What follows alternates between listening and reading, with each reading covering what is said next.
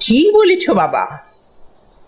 সেখানে পাহাড়ের গায়ে সব গরু চড়ে বেড়াচ্ছে।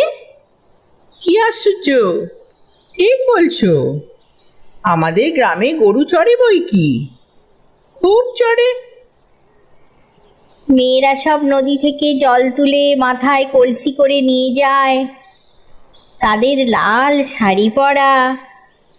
বাবা, ঠিক কথা।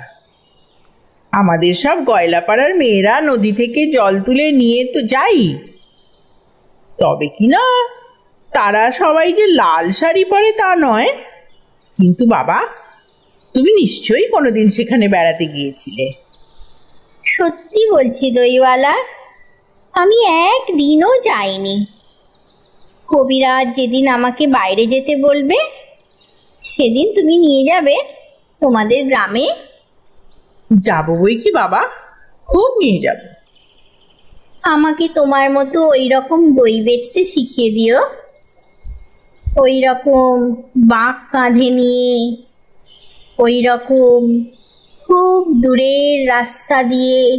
মরে যাই, দই বেচতে যাবে কেন বাবা? এত এত পুঁথি পড়ে তুমি পণ্ডিত হয়ে উঠবে। না না, আমি কখনো পণ্ডিত হব না। আমি তোমাদের রাঙা রাস্তার ধারে, তোমাদের বুড়ো বটের তলায় গোয়ালপাড়া থেকে দই নিয়ে এসে দূরে দূরে গ্রামে গ্রামে বেচে বেচে বেড়াবো। কিরকম করে তুমি বলো? দই দই দই, ভালো দই। আমাকে সুরটা শিখিয়ে দাও।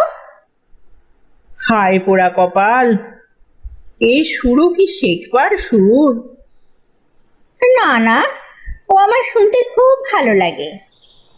আকাশের খুব শেষ থেকে যেমন পাখির ডাক শুনলে মন উদাস হয়ে যায়, তেমনি ওই রাস্তার মোড় থেকে ওই গাছের সারির মধ্যে দিয়ে যখন তোমার ডাক আসছিল, আমার মনে হচ্ছিল, কি জানি কি মনে হচ্ছিল। বাবা, এক ভাঁড় দই তুমি খাও। আমার তো পয়সা নেই। না না না না, পয়সার কথা বলো না। তুমি আমার দই একটু খেলে আমি কত খুশি হব। তোমার কি অনেক দেরি হয়ে গেল? কিচ্ছু দেরি হয়নি বাবা, আমার কোনো লোকসান হয়নি। দই বেচতে যে কত সুখ, সে তোমার কাছে শিখে নিলুম। ভিডিওটি ভালো লাগলে চ্যানেলটি সাবস্ক্রাইব করে দিন।